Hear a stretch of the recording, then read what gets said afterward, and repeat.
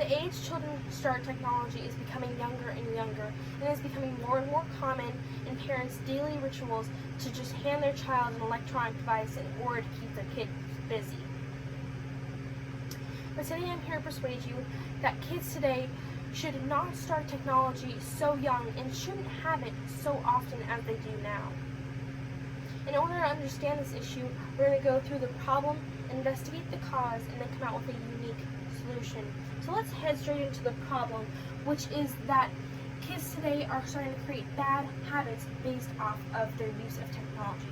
According to Wired, August 6, 2018, says maybe you think the responsibility lies with the tech giants, the ones that gave us the phones and the apps and trained us to check them compulsively.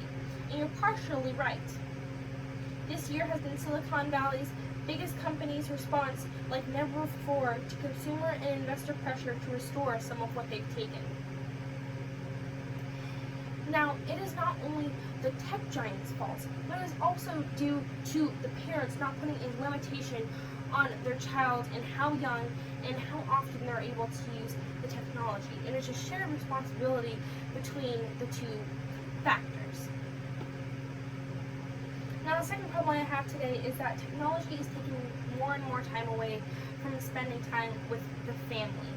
And according to the LA Times, January 2nd, 2018, it says that a survey made by Melissa and Doug says that 70% of parents want their children to spend less time watching electronic media and 62% of them want them to spend less time on electronic devices, period. This not only affects the child, but it also affects the family's bond since they're not able to have so much family time as they used to. I've seen this as well in my little cousins, to where whenever they come over, all they want to do is be on their iPads instead of spending family time with us. And considering that they're only 8 and 5 years old, it's quite a young age for them to start technology. So let's move on to the claim I have today. And the claim I have is that it's creating physical and mental illnesses within children. Medical News Today says February 25th, 2020, the overuse of technology may have a more significant impact on developing children and teenagers, such as creating isolation, anxiety, depression, eye strain, poor posture, and sleep deprivation. The list goes on. I have suffered one of these as well due to screens, and this is actually the eye strain. I actually have these glasses due to eye strain because it's for the blue light to block out.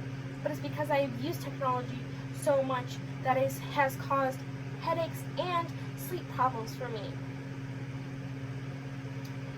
According to the Next Web, August 15th, 2011, social media has made communicating with other people so easy that you don't actually need to speak to anyone. This has made people lazy and has increased the amount of laziness. You're able to do everything you could do at the touch of a button in your own room without actually having to get up, and this has increased laziness in most people. Now, the second claim I have today is that children start technology way too early. According to Brain World, February 15, 2020, if a child spends a significant period of time watching television and playing video games instead of academic pursuits, those school-focused connections could be taken away.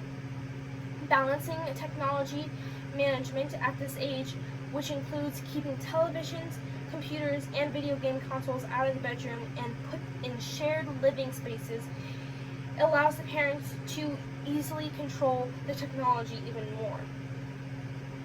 Children today not only need a technology diet, but parents also need to know when is the best time to start technology and when is the best time to keep technology out of children's lives for that certain period of time. Now, let's move on to the solutions we have for today. Now, one solution on how to stop these is in order to set boundaries for yourself. According to Inc., July 30th, 2018, when you go for a coffee at work, leave your phone in the office. It makes it physically impossible to do the thing you're trying to get over or avoid. Eventually, you have to have the device near you, but resist the temptation to use it. Make these tough decisions for you and your child, and it will show improvements. Just doing little things like not having technology when you don't really need it is going to allow you to get further and further away from the life that's full of technology for you and your child, most importantly your child.